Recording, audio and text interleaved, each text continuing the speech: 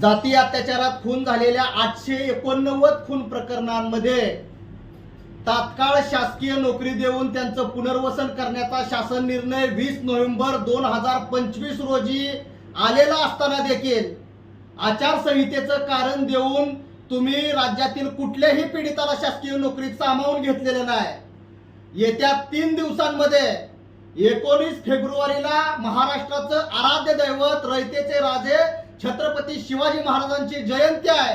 या ऐतिहासिक जयंती दिनाच्या निमित्ताने महाराष्ट्रातील जाती अत्याचारामध्ये खून झालेल्या 889 खून प्रकरणांना तुम्ही मुख्यमंत्री, उपमुख्यमंत्री, लोकप्रतिनिधी, पालकमंत्री ह्या सगळ्यांनी जर या लोकांना तुम्ही शासकीय नोकरी दिली नाही तर मात्र तुमचं फिरणं महाराष्ट्रामध्ये अवघड करून टाकू।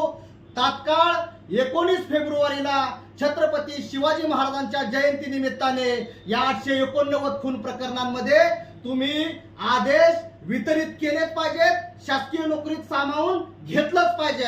जय भीम, जय संविधान।